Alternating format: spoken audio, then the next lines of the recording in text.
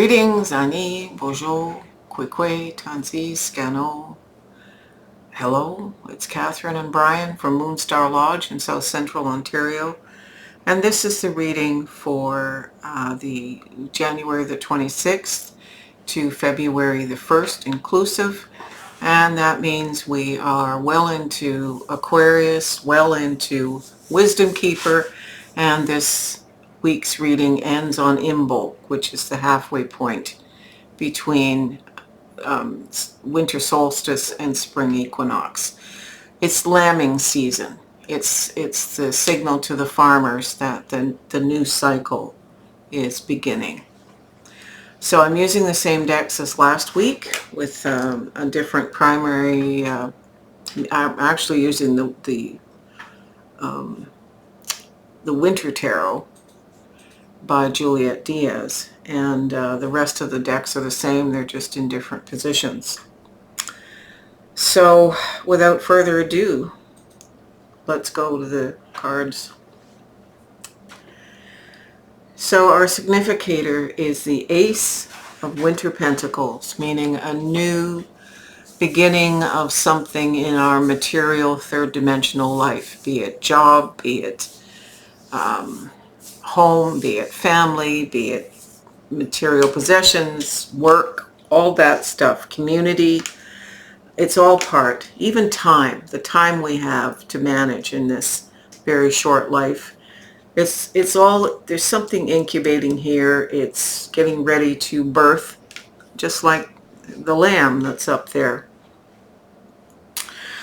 It's clarified by the Magician. So we have help from, these are the ancestor cards that I use most of the time, and the Magician is looking down. The Magician has all the elements. It means the ancestors are willing to help us. This is like a gestation, like a 9-month pregnancy in a human being. You have to let the thing build before, the baby has to grow to a certain capacity before it can be born. And we have to just go with that. So it takes work and it takes patience. And the ancestors are saying they're showering us from above. He's literally looking down here. With all the elements that we need, earth, air, fire, water, and spirit, in order to make the best use of this incubation time. I can't rush it. And we have, following this, the Three of Winter Wands. So this is a progression from the Two of Wands we had last week. And it's saying that the thing that we're putting in motion from last week is well on its way. There's some material gains here. This is more the fire in the belly stuff. This is what we are connecting with spirit to create in this world. And this results in a new beginning of something in the material world. So the choices have been made. We're reaching for the brass ring, but in this case, this person's reaching for the dark moon. It looks like a new moon. It's clarified here by the ancient forest. Now, in terms of the deck that this card belongs to, I'm just going to quickly ask what this author intends by this card. So this is wisdom, safety, and wholeness. Ancient old growth forests are dense woodlands. They have gone on for millennia in some cases, and what we see is not the whole forest. What we have underground is an understory, a communication network, a nutrient network. This forest, what we see, wouldn't be without the foundation underneath that we don't see. That's kind of what's happening here. So the same with what it is we're going to be moving forward with. we can't necessarily see all the aspects of it, but know that it's protected and it's secure and it's solid and it's going to last for generations. Whatever this is a collective reading. It's followed by the Ten of Winter Swords, and this so happens so often when we just get going and then we begin to have self-doubts. We have the night terrors. We have something really that has to be let go. I have a funny feeling that this relates to a card from last week's reading. There's something that's done and dusted, and it has to be laid to rest before 2026 is going to feel like a new beginning. So recognize that this is temporary. This Ten of Swords just means there is light beyond. We just have to lay down what it is that we're doing analysis paralysis about. I used that phrase with somebody yesterday, and Brian picked up on that. It's this Ten of Winter Swords is blackberries. There is no weaving with existence when you ignore the presence of spirit within yourself. So the way out of this temporary intellectual insanity is to remember that spirit is within. All right? These blackberry bushes haven't blossomed yet. This is still about, midwinter. But know that the potential is there and spirit is within. The light of the divine is within. We get to the middle of the reading, and once again we have the winter star. Well, we have the star last week was our significator. This is the star in this week's. So we get out of this and back into our hopes and dreams and direction, knowing where to go with the direction of the star. This star maiden is in the trees. She's a deity, and we have that beautiful energy for healing our distraught mind. The star is clarified by the Eight of Wands. I always get hairy eyeballs when I'm talking with other tarot people when I say that this is the go like stink card. There's energy, we got to grab it, we got to use it, we got to go. And it's interesting that this Eight of Wands is followed down here by the Eight of Pentacles. So whatever we're manufacturing, and I mean that in the broadest sense of the word, we are very good at it. We're long past being the apprentice, the mentee. We are now capable of mentoring others and making good what is the new journey that's been prophesied down there. The tree person that is here is the moon.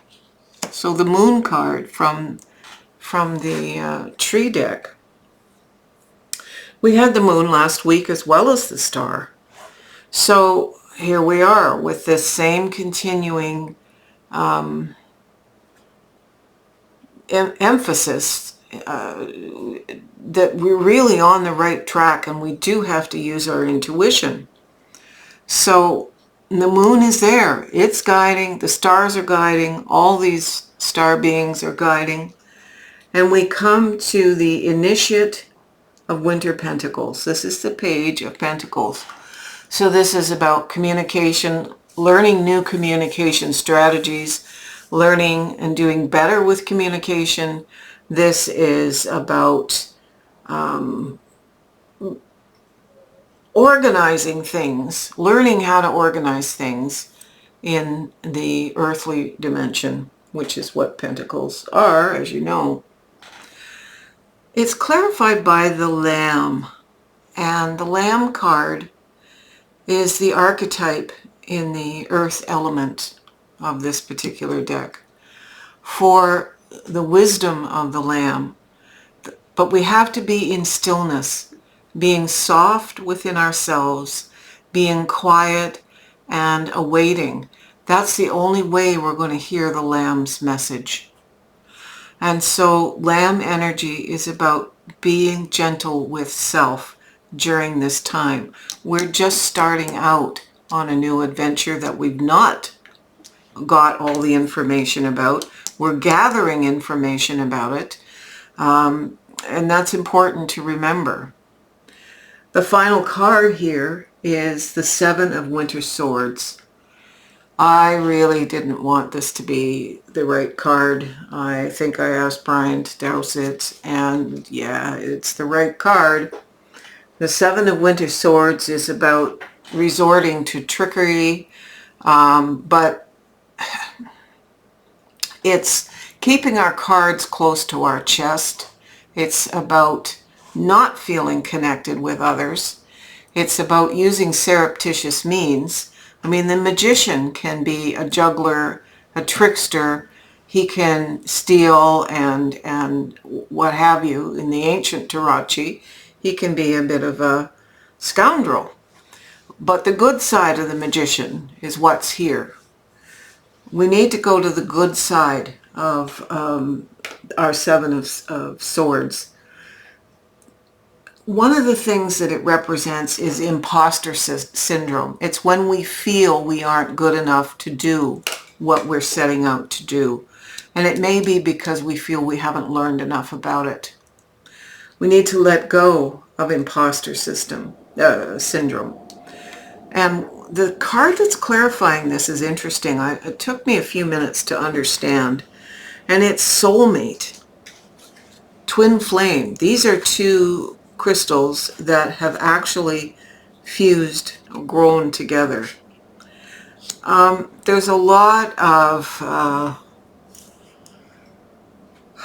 won't call it new age, it's not that. It's social media influenced wrong ideas about what a soulmate or a twin flame is. These aren't necessarily people we are romantically involved with.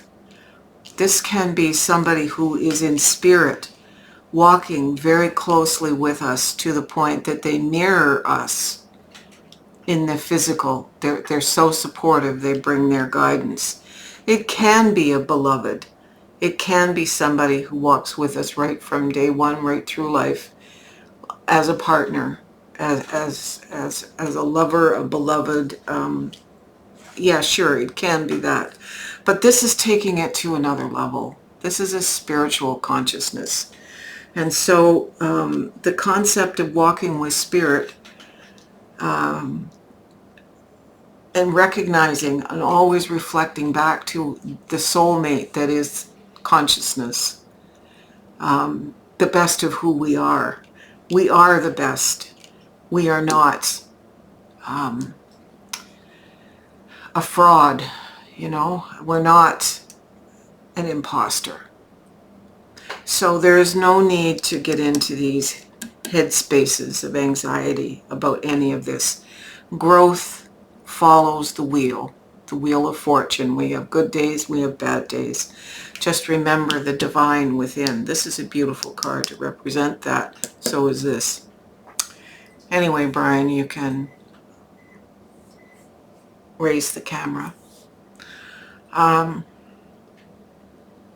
This is another one of those. Every once in a while, maybe every 3 or 4 months, I have a reading I need to sit with. That's why I post the pictures of the readings and the decks used, in case you have them or you want them. But it takes time sometimes to study a reading.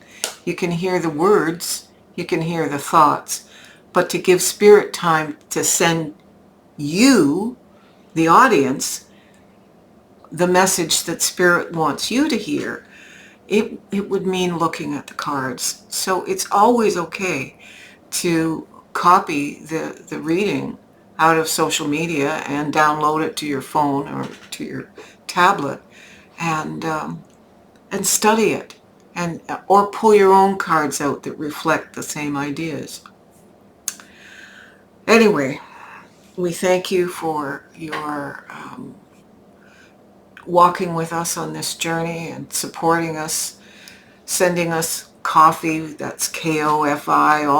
All the ways that you can support us are, if you click on the word more in the heading of the video, that will take you where you need to be.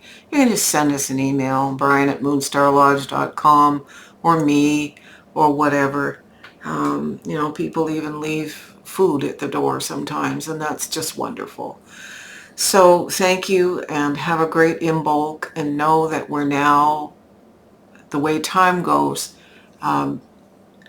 plummeting towards spring equinox. Anyway, blessings. Aho.